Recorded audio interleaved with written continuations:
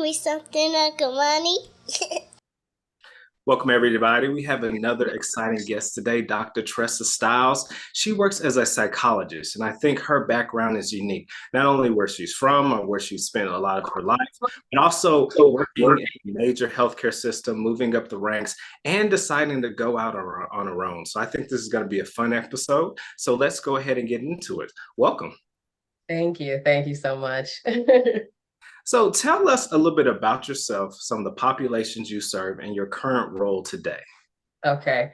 So I am a licensed psychologist. I got my license initially in California, and I was practicing for 3 years, and then I transferred to Georgia, where I work for Kaiser. So I worked for Kaiser in California, and then I was able to transfer over to the Georgia region as well. So I pretty much see the population that Kaiser provides. So people struggling with depression, anxiety, those kinds of issues. We also get into some of the more severe mental illnesses, bipolar, PTSD, that kind of thing. And then I also have a private practice called Happy Healing, where I see individuals and couples, and I'm partnering with one of my colleagues to start a group practice as well. I also run an intensive outpatient program through Kaiser, so seeing more of those severe clients and sort of helping them to restore functioning in terms of they're having very intense depressive symptoms, very intense anxiety symptoms that are keeping them from being able to function and work as they usually do. Very good. I like that. Mm-hmm. So let's take it back. Let's take it way back. Did you always know you wanted to be a psychologist? Yes, I did kind of always know that I wanted to be a psychologist. So when I was really young, like 5 or 6, my mom told me that I wanted to be a doctor. She said just a doctor. There wasn't Psychology wasn't a part of it yet, but 5 or 6 years old, when you ask kids, what do you want to be when you grow up? A fireman, a police officer. Mine was a doctor. So then like my natural like inclination is to be very talkative. I would get straight A's in school, but I would always get in trouble for talking all the time. And my teacher would move me here and there, and I would just make new friends. So if you put someone who is passionate about being a doctor and helping people and someone who can't stop talking, if you put that together, you kind of naturally get a psychologist. And so that's the thing that I knew I wanted to do, even from early childhood, like maybe 11, 12 years old. Gotcha. So where are all the places that you grew up, and how did they affect how you see the populations that you serve? Sure. So my early childhood, I spent in Jamaica. My family's from Jamaica. I have dual citizenship there. So I lived there for a few years, went to Boswick school, and then when my family moved back to the States, they moved to Florida. So the majority of my upbringing was in Florida. And then, as I mentioned before, I spent a little bit of time in California during my postdoctoral residency. Mhm. Really enjoy being from Florida. I love Florida. It's such a diverse population. The food is amazing. You have all the different Caribbean people that are there. Haitians are there, Cubans are there, Dominicans are there, Jamaicans are there. And the food, like I said, food parties, everything is really fun. Gotcha. How was it? What was your time like being in Jamaica? We don't hear that a lot. So you're going from the United States to Jamaica. It's a different culture, different expectations. Like, how do you think they live life versus how we live life in America? Well, I think, there's just different challenges that people are facing. There's a lot of crime and corruption, and that's a part of my other sisters sort of lived majority of their life in Jamaica. And one of my sisters never really wanted to live in the US, but at some point the crime got so bad, like she was getting robbed, and honestly, she was actually fine with that because it was like somewhat normal. But then when her children started to become like teenagers and they started getting robbed, she was like, I can't live here anymore. So she had to move to the US at that time. So there are different struggles, but I think that one thing that I really respect and love about Jamaica is the dedication to education and doing the best that you can and hard work and making the most out of whatever it is that you have. I personally love Jamaica and would actually like move back and live there throughout my older years. I would love to move back. I talk about it constantly. Yeah. I visit at least once or twice or 3 times a year. So I just love being there. I just love being there. So if you won the lottery and you decide to go back to Jamaica, how would you set it up? Would you live on a compound? Would you live next to a beach? Would you buy your own island? What is the ideal Jamaica Certainly by comeback? the beach. Certainly by the beach. I would love to live in Mobay.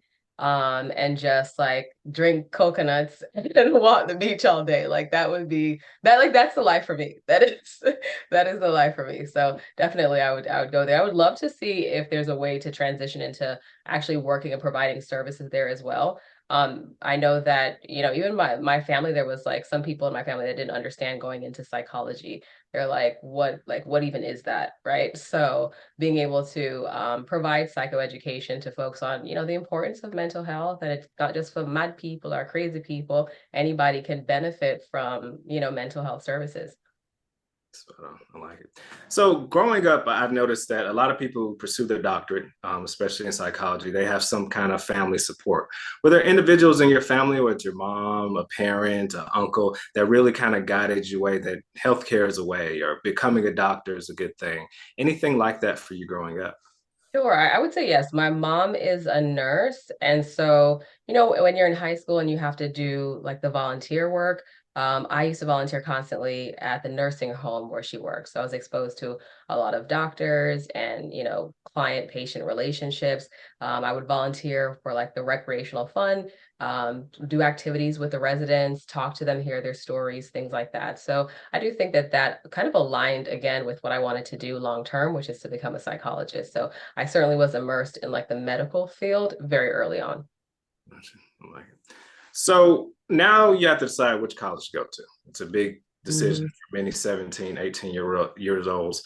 How did you decide where you wanted to go to college? So initially, I graduated early and I got a full ride to Florida State University, FSU. I would have been, I think they're Seminoles. And my mom was like, no, so you're too little bit, you can't go.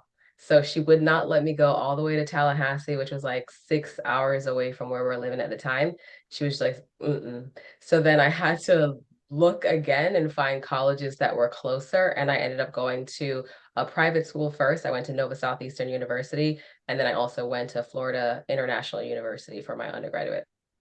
What do you think your mom's reservation for you to go so far away? Was it that she couldn't reach you if something were to happen? Was she scared that you'd be out there in this massive college? What do you think the fears were?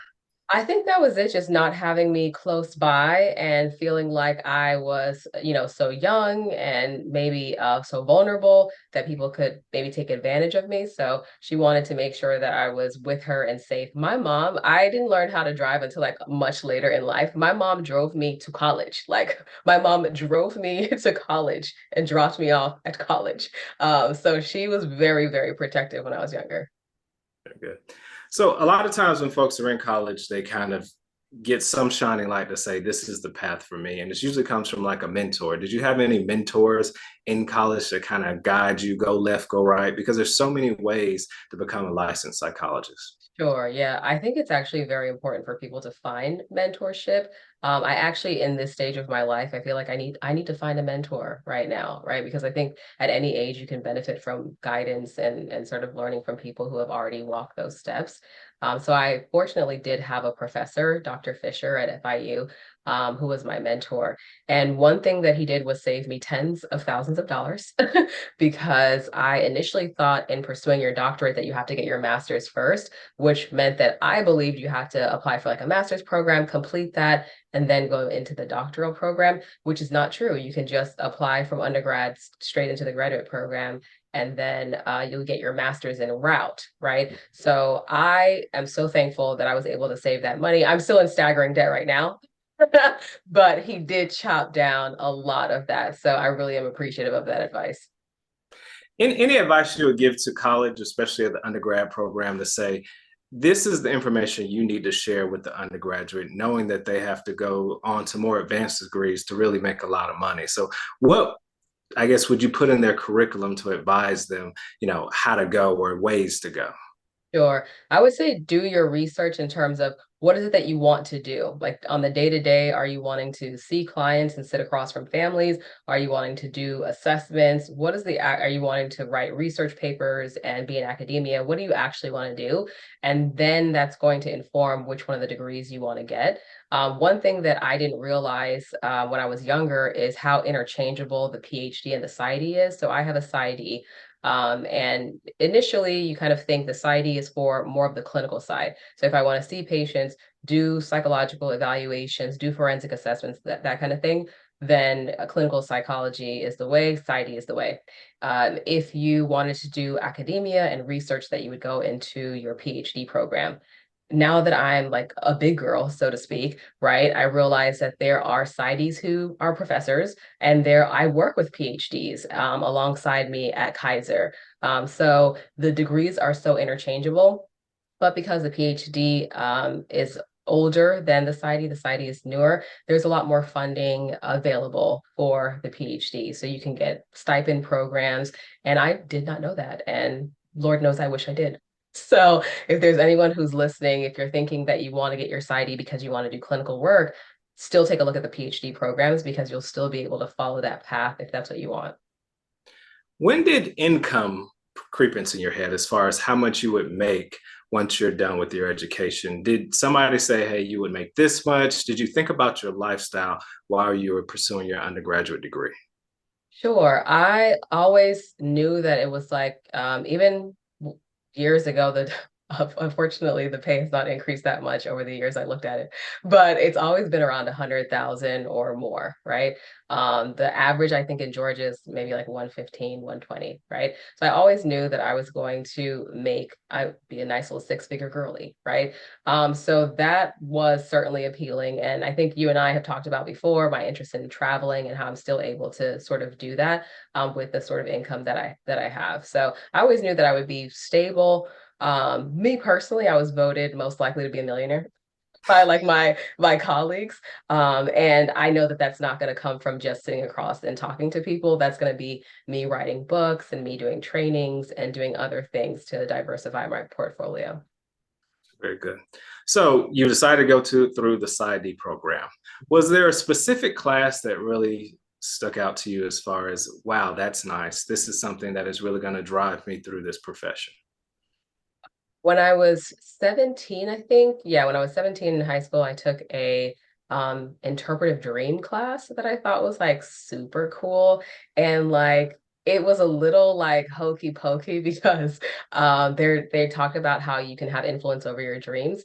And so you had this like task of writing out the content of the dream that you wanted to have, and then you sort of like rehearse it, meditate on it, and over time you would start to see those things appear in your dreams, right? And it's just like how magical the mind is that you can have such influence over it yourself. I feel like when you start to do exercises like that, it's very empowering to realize that like I control more of me than I might think that I do. Because a lot of times we're affected by the environment, the things that we're experiencing, the things that people are saying, the interactions that we're having. So I think it's kind of empowering to know that we have a lot of control over our minds, more than what we might think.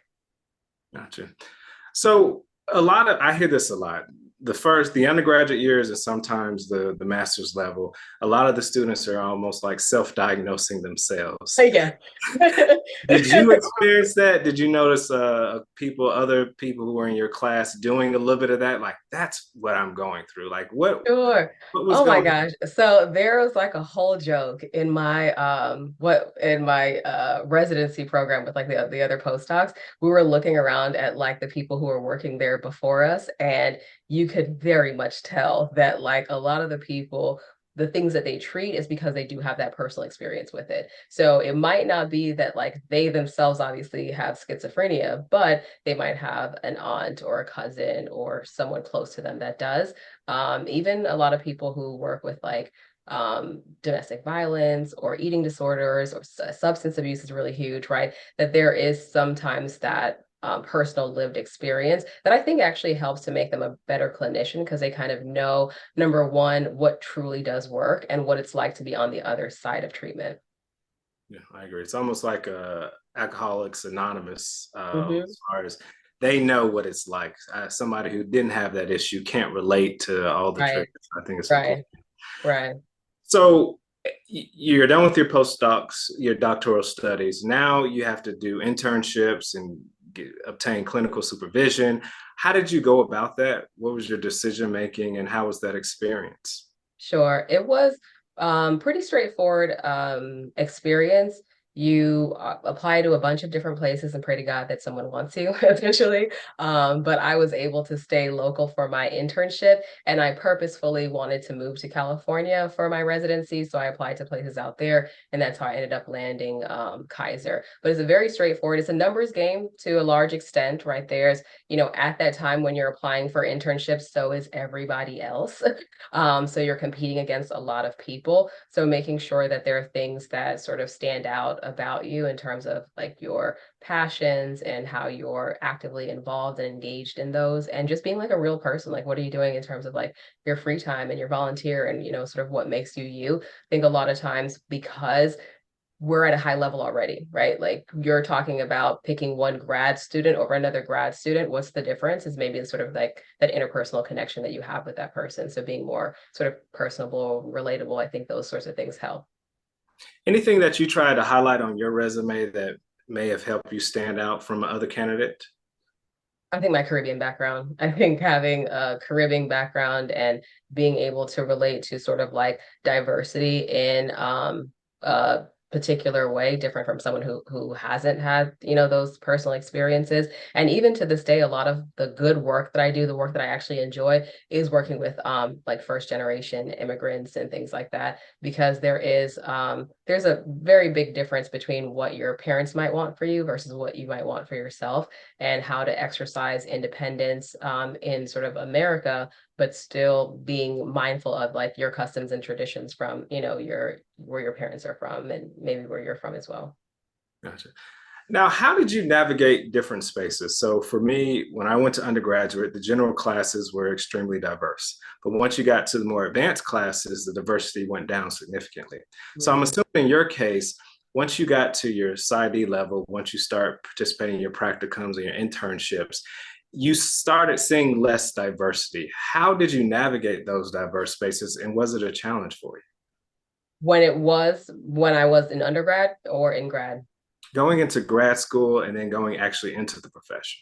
Sure. So I think it's like that's what you dream of, is like, now I don't have to take these like fluffer classes that I don't give a crap about. So I think going into grad school is like, it's so refreshing because I'm taking classes and I'm learning about the things that are I'm actually going to use, right? Like I literally use the skills that I learned in grad school every single day. I do assessments that came directly from my assessment course. I do diagnostics that came directly from my abnormal psychology courses, right? So I think that that was like where the fun began, is when you actually go to grad school and you're doing the things that you're passionate about. You're learning about the things that are of interest to you. Gotcha. Okay.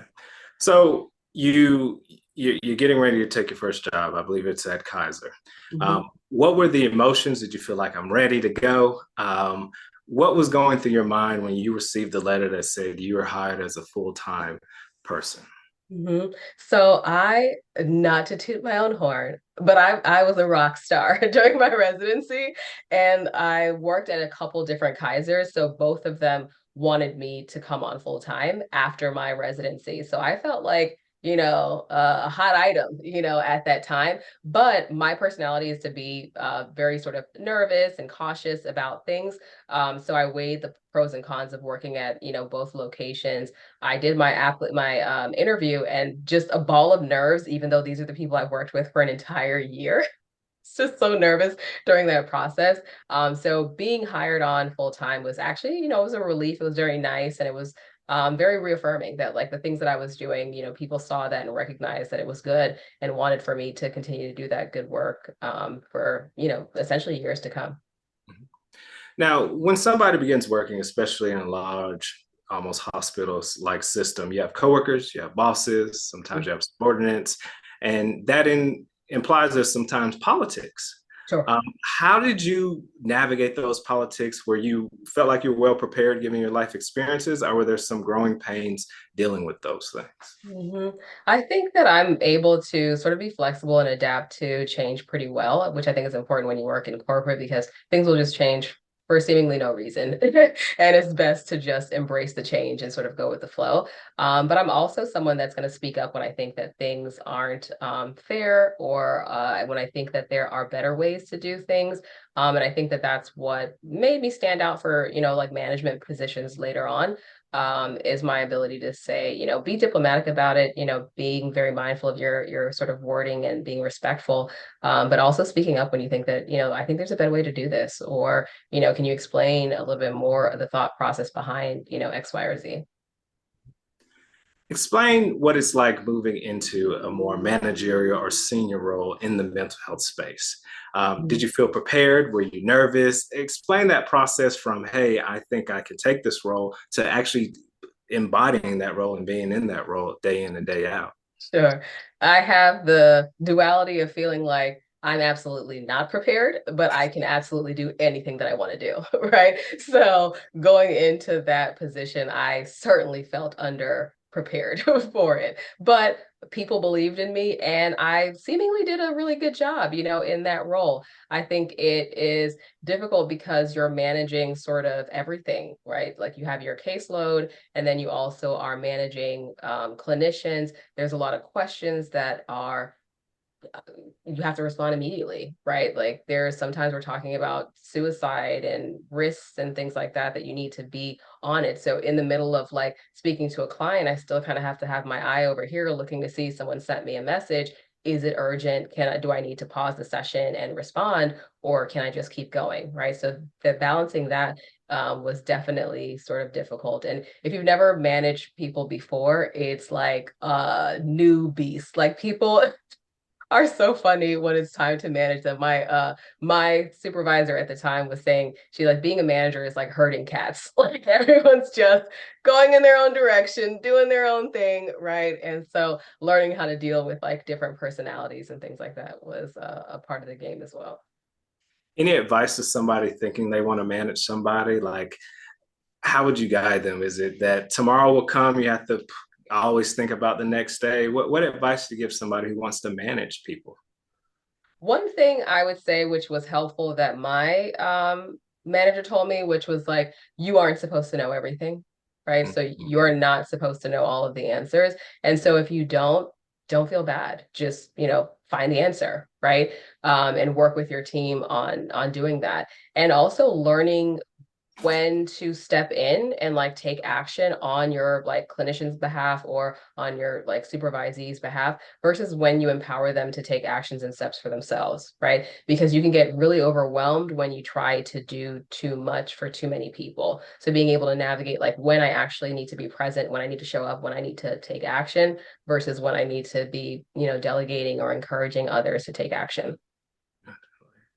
So during your time at Kaiser, you decided to make a move across the country. Yeah. what motivated that move? I'm assuming, California's nice, the weather's beautiful. Oh You God. decided to go to Atlanta, which has all four seasons. Uh, Ugh. what motivated that transition? Sure. It's actually not a positive story. So, right around my birthday in 2017, right around my birthday, 2017, my mom was on the phone with my godmother and collapsed and was rushed to the emergency. And it turned out that she had cancer that she wasn't aware of.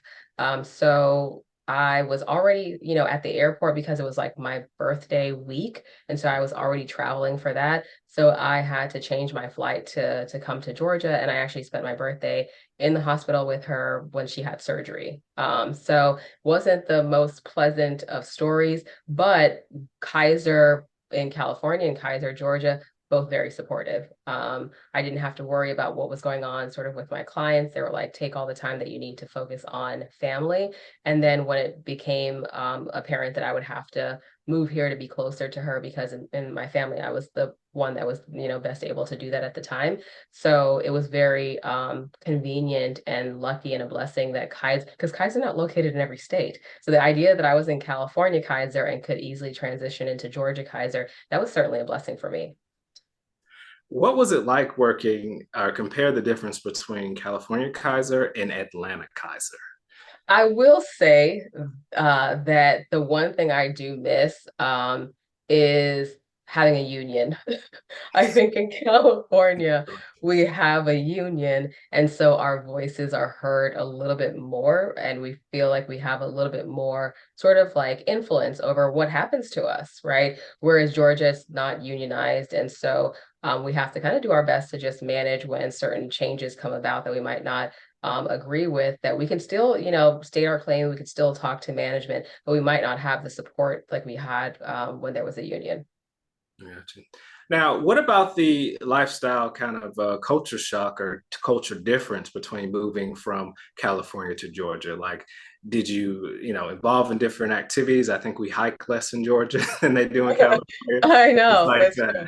That's true. Yeah. I think, I mostly dedicate my time to working and going to the gym. So essentially you can do that from anywhere. So it wasn't that big of a shock. I think the thing that was most shocking are like winters and snow. Being sort of like a Floridian, an island girl, like I'm not familiar, nor do I want to be familiar with snow. So that was something that was a bit of an adjustment, I'd say, for sure. One thing that I thought was really cool, though, is I know a lot of people assume that California is like this huge melting pot. Um, I will say my personal opinion, it's not as much as what people think, especially depending on you sort of where you are geographically. Maybe LA, but I wasn't in LA, right? So, and a lot of times when people think about California, it's really just like LA or San Francisco, right? So if you don't live in those particular places, you're not maybe experiencing the diversity that you would want to see, right? And so coming from a lack of diversity where I was, where I personally was located in California, to coming to Georgia and seeing like all the beautiful like brown people, Indians, Black people, Hispanic, like everybody's here and moving and shaking in like super cool ways, very successful. That was really a highlight, sort of moving to this area. So you mentioned that, you have your own practice. What was the idea as far as what was your first exposure to the life of having a private practice? Did you work in somebody else's practice? What kind of got you down the journey of I can hang a shingle on my own and do and Sure. practice the way I want to? Sure. I think I really wanted to have a private practice from the beginning. I Mm. thought that at some point that would be a part of my career. There's certain things that I just kind of knew that I would do along the line. So that's one. And I haven't gotten to being a professor yet. I have taught classes before, but I think professor is something that I would explore later on in my career as well. Certainly private practice was, but I wanted to feel prepared to take that on. Some of my colleagues started private practice, hung a shingle right after grad school, and I thought that was absolutely preposterous. So overwhelming and anxiety provoking for me. I was like, that's not my pace. I was like, when I'm in my 30s and I know more about myself and life and the business and all of that, then I will dip a toe in and figure it out from there. So what ended up happening was I started to work for a group practice. And in working for the group practice, I did not make it a year because I was like, oh, I could just do this myself. Like I could just do all of this myself, in kind of seeing the ways that they were able to handle it outside of like a hospital setting. Because to that point, all of my experience had been like with Kaiser. I had other little jobs here and there doing like assessments. But that was my first like clinical job doing like therapy outside of the Kaiser model. And I was like, there's no reason I can't do this for myself and collect my full fee. So without working there for a year, I decided to create a list of what it would take to start a private practice, getting the name together, getting your LLC, getting your EIN number, your tax number, doing all the things that you need to do to start for yourself, a platform where I can talk to clients, take notes, bill private pay, bill insurance, all of those things, created that list and just kind of followed that list from there. I like it. So taking a step back, what was the economics of you working with that group practice? What were the splits to kind of give people an idea of, hey, if you support a group practice, this is what you can expect to make as far as Sure. I specifics? think it was more so that they had a an hourly rate. They did not do a split. They did an hourly rate. So there is that. When I did a lot of my testing experience, the splits are more so like 50-50, 45-50, like 45, so that's about what you're looking at. It's a tremendous amount. So if you think that you can do it on your own, you're saving yourself from giving away, 40%, 45%, 50% of your income. You mentioned that you created a list of things that you need to do to go out on your own. How did you prepare this list? Did you, go to YouTube University, Google a whole bunch of things, read a lot of books? I think you mentioned you're a big reader. Like, how did you get that list of tasks I need to complete so that I can be a successful business owner?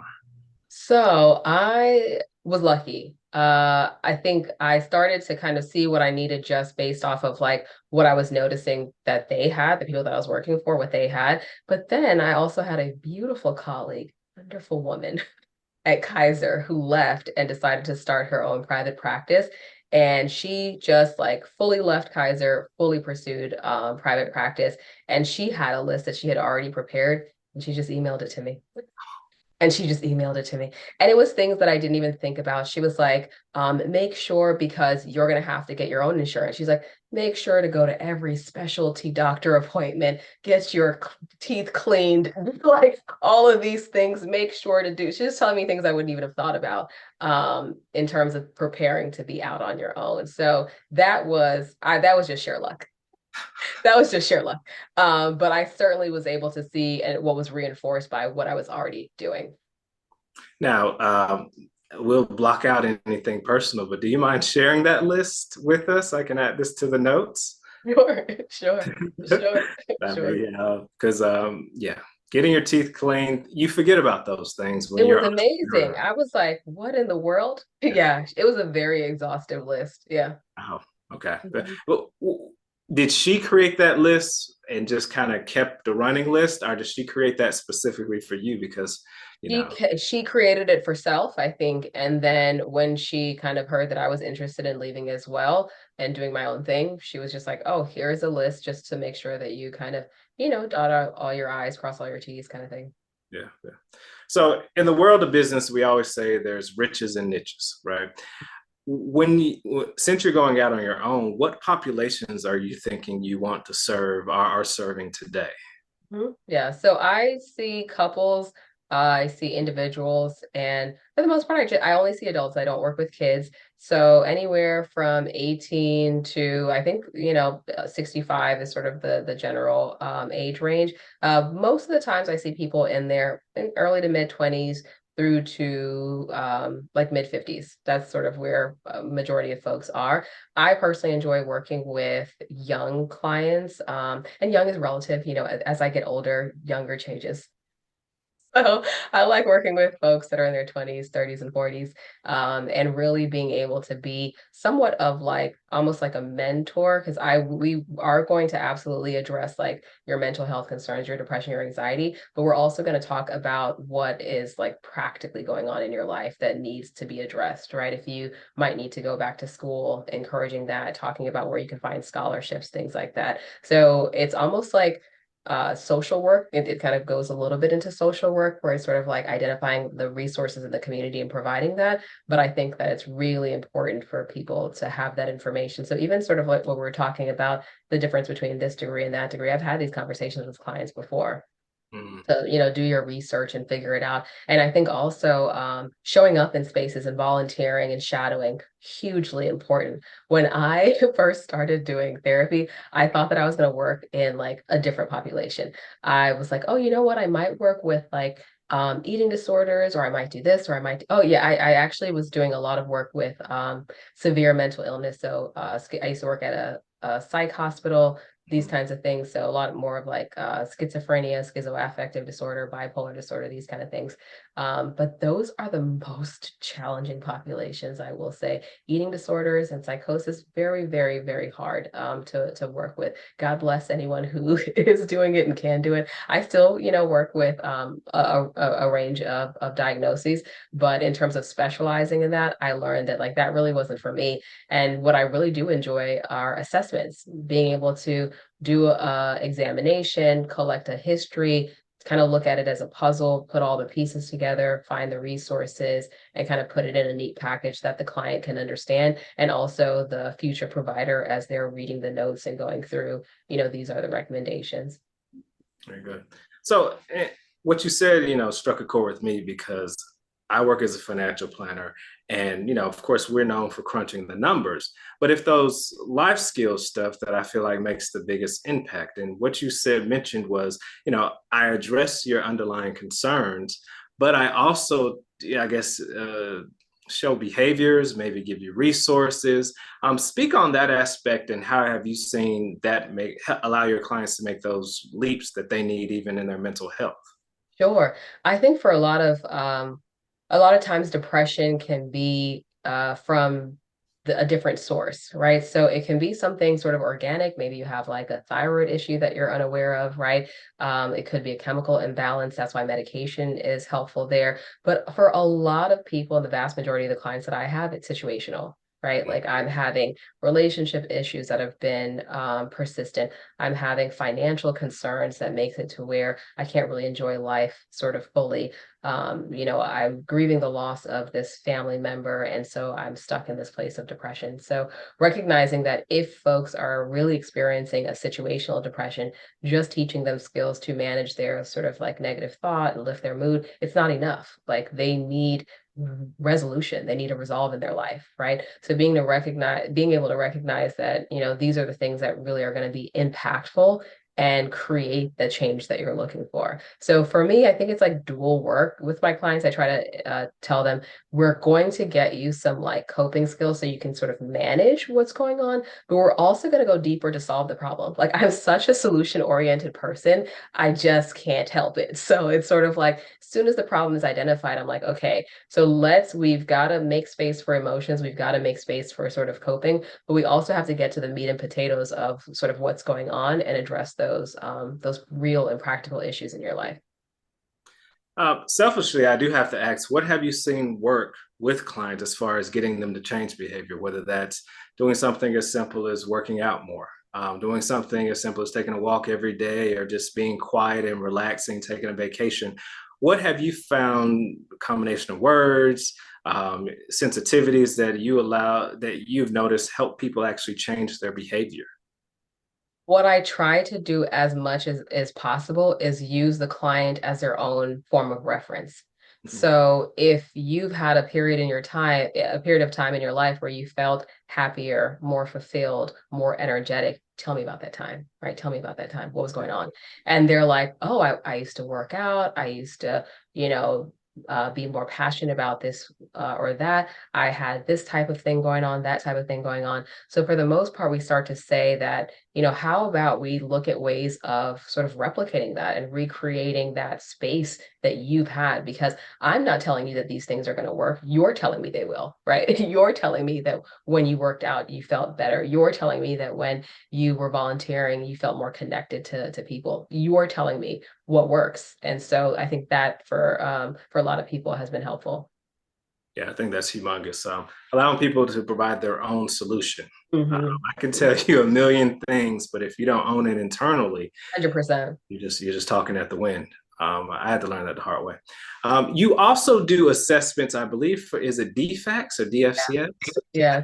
What is what is that experience like? How did you get into it, and like what does it do for you?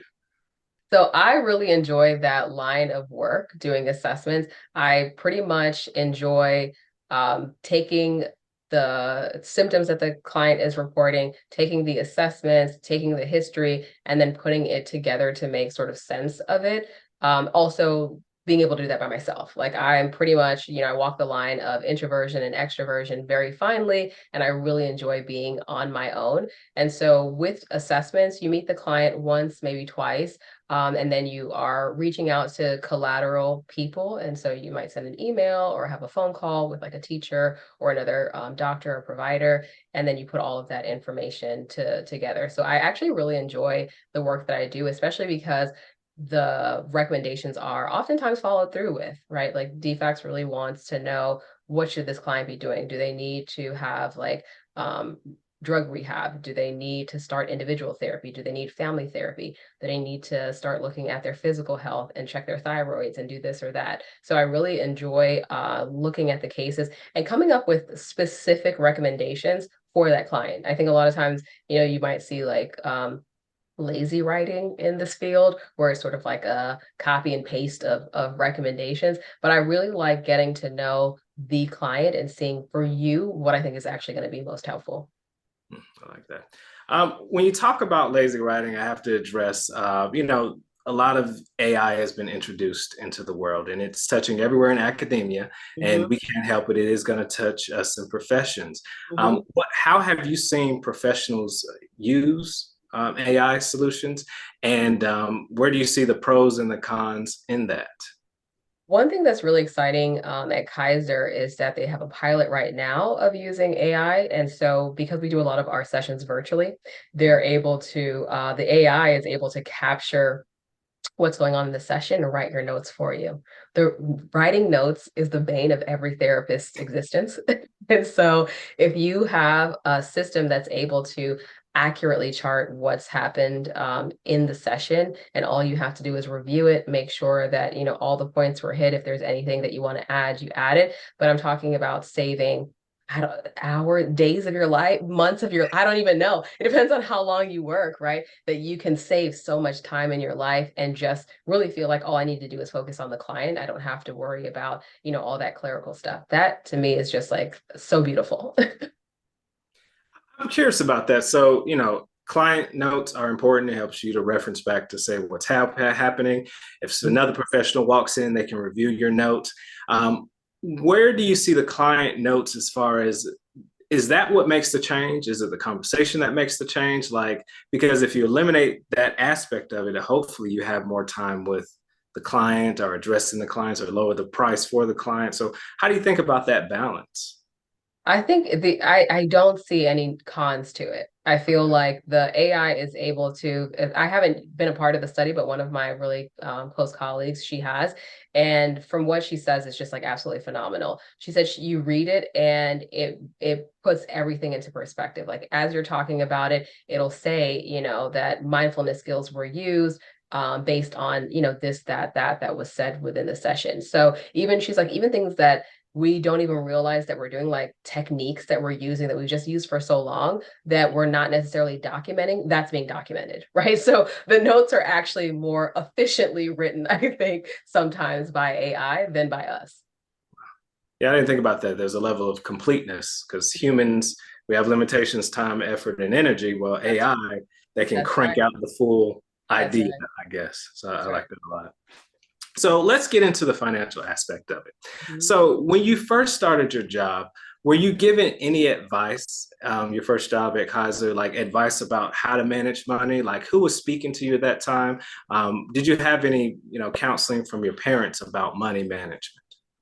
So I am still navigating money management at my big age, right? And I think what's been helping me is to read and implement, learn as much as I can learn and implement as much as I can implement. Coming from the fact that like my parents are not from the US, they don't know anything about like stocks and investments here and this and that. And, at the time, never had the resources to do those sorts of things. So I'm finding out about, even when I went to college, finding out about how to apply for scholarships on my own, all these kinds of things. So navigating finances is something that I'm still sort of working on, but I do like finding little formulas here and there where it's like, okay, save 20%, invest, this number, do this, do that, right? Your 401k, right? So these little neat things, I'm really good at that. Like, tell me what to do. I'm really good at execution. So I do like that there are certain, books that are out there that will teach you, these are just those like little hints here and there that you can follow. I want to really explore more of learning and even like partnering with someone or paying for services that I would have never paid for before to have that guidance, because I think it's really important. Very good, very good. So any books in particular that have really chimed with you, or even maybe a guru or somebody you follow that says, hey, I really trust their advice to help the listeners out? I think one of the more recent ones that I've read was The 10 Pillars of Wealth. I like that one. That one is very, like I said, very list oriented, very like, do this, do that, try this, try that. That kind of helps, that very like formula-based approach. So that one was helpful. I think, even with the Rich Dad, Poor Dad, I have kind of changed that to fit with some of the psychology that I teach to folks, and sort of like, the concept of paying yourself first, right? In finances, rather than like having the scraps and what's left of, your income. So I talk to clients about that in terms of your self-care and your time, right? If you don't pay yourself in time first, where will you find the time? You won't, right? If you're not making the time to sort of meditate, engage with family, exercise, making sure that you're eating healthy, prioritizing sleep, if you don't pay yourself first with that, you will be left with the scraps of life. So I think that that's such a good book because the concepts are transferable. So you mentioned you work with 20s, 30s, 40 somethings, and that's where really financial stress hits home. They're out on their own, they're having kids, sometimes they're taking care of their parents. How do you help people deal with that? Because high inflation, things are more expensive. And even with social media, they're keeping up with the Joneses, the appearance of everybody's doing something that we're not doing. Like, how do you help people cope with that? 'Cause that's a big thing that I see. We do talk about, comparison being the thief of joy. So we do talk about those concepts of like figuring out what it is that you really do want as well. Because everyone doesn't want the same thing. Even my sister, for example, like she doesn't want to be a millionaire. Like I just don't want to do that, right? It's not what I want. I don't want like a high-end car. Like I don't want that. Like I want other things. So being able to recognize what's like truly in your heart, like what you truly want to spend your time and your energy on, and going after that outside of like what you think society wants you to do, or the pressures of social media, that kind of thing. Because I've had clients that are like, oh, I want to travel, and like I'm well traveled. So I start perking up. I'm ready to hear where you want to go, when, what you gonna do, right? And I'm like, okay, so where are you going? And they're like, oh, I don't know. You don't know where you want to go? I'm like, do you even really want to travel? They're like, really. I think that's what, people are doing my age, but not really. And so I asked, like, what do you want to do? And they told me they wanted to cook. They wanted to cook and prepare beautiful meals. And I'm like, do you know how much cheaper cooking is than traveling the world? I'm like, cook, girl, cook. Oh, what are you talking about? So being able to recognize like what's truly within your heart's desire versus what you think you should be doing because of a particular age or stage that you're in life. Gotcha, I like it. So let's imagine yourself 5 years from now. What does your practice look like? What are you doing? Like, what do you see yourself in 5 years? I am currently working on a workbook. It's a 52-week journal workbook. So that will be done, hopefully this year. That will be done. And I am actually looking forward to like authorship and writing actual books, not just workbooks, but sort of writing about maybe even my experiences sort of clinically. I've heard it like I even like a clients that I saw last week holds nothing to like a candle cannot be held to anything on like special victims units or like any of these shows. The horrors that people are living in their real life, it's unimaginable. So being able to actually, not in a sensational kind of way, but in a really awareness. Like I don't think people know how much people are suffering in this world. And so the importance of like just being kind, just being able to recognize that if someone's having a bad day, you might not know why, and just having like compassion for that person rather than sort of like what was it, like people are like matched energy or what have you, like cut the crap. Like if you see somebody that's struggling, the your go-to shouldn't be to match energy. It should be to have compassion for that person and try to help them to maybe come to where your energy was, right? Maybe if you were feeling calmer, if you were feeling in a better space, how can you transfer some of that to this person? So I think being able to recognize that, like, I think we all know that people are struggling, and I think we all know that people have it worse, but there's something about seeing it as that reminder of like, wow, right? Even remember the book that you recommended to me. A lot of those concepts aren't completely new, but when you see them, you're like, ah, yeah, I really need to start living more in accordance with that, or align some of my behaviors with that. So I definitely want to try my hand at authorship. I would say in the next few years. Very cool. I'd love to see a TV show based off one of your books. Louise. That'd be fun and pretty lucrative, I assume. Any way that the people listening to this can get in touch with you, how should they do that? Sure. For prospective clients, I am licensed in California and Georgia, and so that is where I'm open to treating clients. And you can find me on Psychology Today. Just type in my name, Dr. Tressa Stiles, and you'll find me for those services. And then on social media, you can connect with me through Dr. It's like my name, Tressa Dominique Stiles, Dr. TDS, at Dr. TDS on Instagram. Well, thank you very much for sharing that. And thank you for being here. I think your conversation was open and candid, and I think a lot of people find value. So thank you very much, Tressa Stiles, for joining us today. Thank you for having me.